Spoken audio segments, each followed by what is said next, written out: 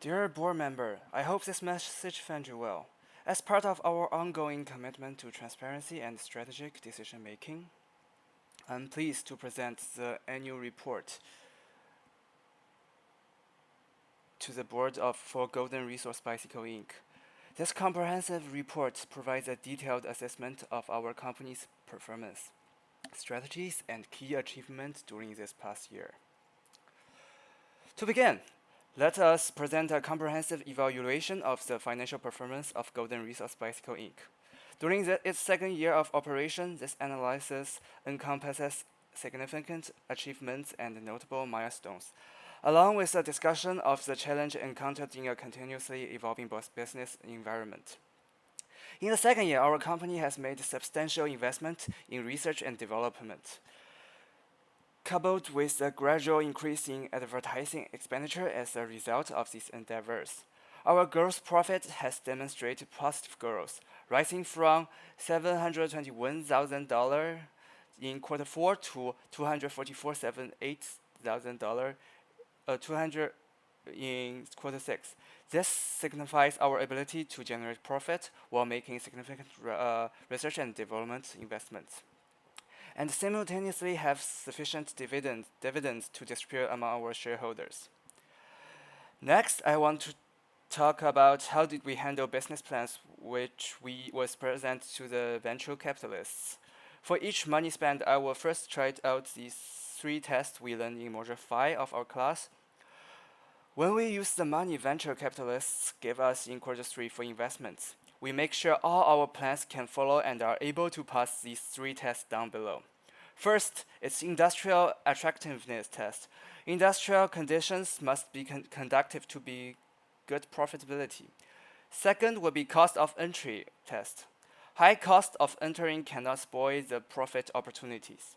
And the third will be best of test. Diversifying must offer potential for the foreign business to perform better together under a single corporate umbrella than they will perform as independent standalone business. And while decide how Golden Resource will use our investment to do research and development, we will use the class content in disruptive innovation, try to decide which one is seeds or weeds for innovation. In this case, seeds are innovations that can significantly help our priority products, such as tires for recreation bikes. Cutting-edge products can attract all sorts of customers and will be eye-attracting products for people, like performance bike computers, essential products such as gears. And the weeds in the innovation part will be insignificant innovations such as decoration. Innovation for products is not our priority or good seller. Example would be mountain bike tire. And now will be our overview of the second year marketing strategy. Our focused strategies will be concentrate attention on a narrow piece of the total market, and then it will come along with geographic uniqueness, specialized requirement in using the product, and special product attributes that appeal only to those buyers that compress in the market niche. It was what we learned in Module 5. For the geographic uniqueness, in this case, we focus on recreation bikes. And it is far more popular in Amsterdam than in other areas. And the proportion of such users is huge, which is worth a lot of resource and manpower poured into it. For specialized requirements in using the product, we choose to go through the developments of specialized tires specifically tailored for recreational bikes. We have successfully fulfilled our customers' specialized requirements. As a result, our product stands out as distinct and superior compared to others of the same category. And to special product attributes that appeal only to those buyers that compress the market niche, we choose to use the performance bike computer boosts exclusive product attributes that specifically cater to the needs and preference of the target market niche. These distinct features are designed to captive and appeal solely to the buyers within this particular segment. And now we will talk about our strategies for sales and distribution. First, we use multi-channel approach, heavily investment on web sales centers. And then we use territory management. Different potential customers are in different areas, so we choose to distinguish them using territory management. And the last will be use performance measurement from using our market research. We will deal with our sales and distribution plan to cover with each of the different cases. Now it's our second year human resource strategy analysis. I use our class material to get my forecast. As you can see from the picture, environmental scanning, environmental monitoring, and competitive intelligence to create combine them to create forecast.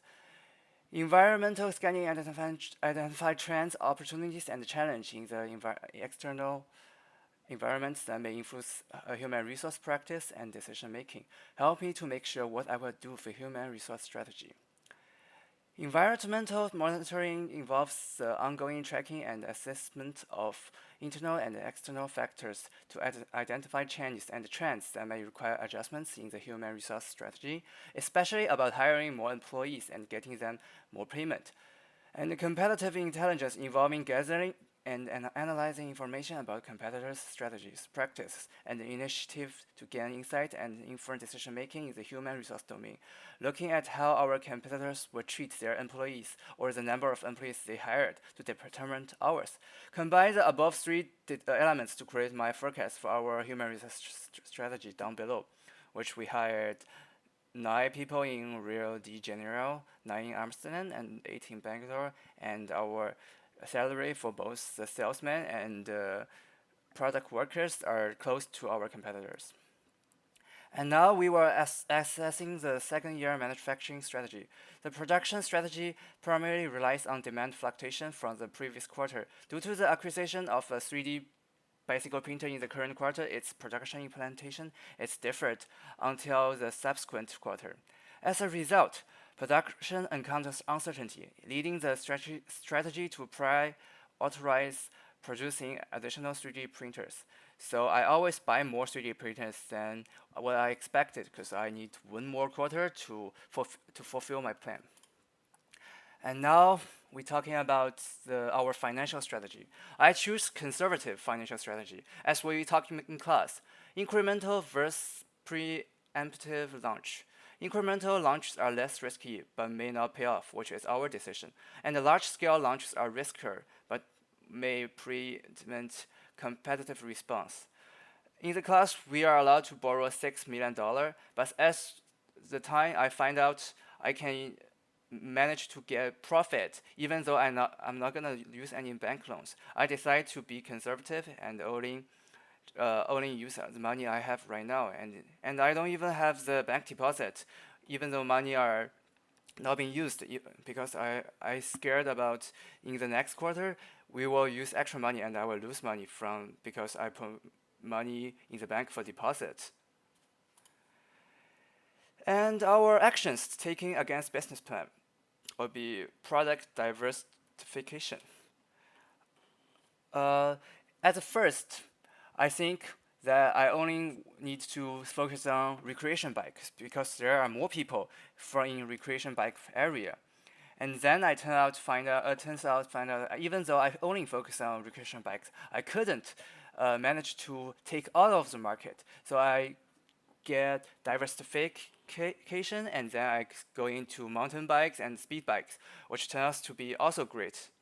And for the pricing strategy, I decided to make every bikes cheaper than other bikes in the before, but as time goes on, I find out this will not make us to gain too much customers. Instead, we are losing profit because our prices are too low. So following then, I try to lift up our bicycles as our competitors to make more profit. And distribution channels expansion. In each area, each stores, I only have like 2 or 3 people in the first year. And then I find out there are no salesmen in each quarter, so I decided to expand it.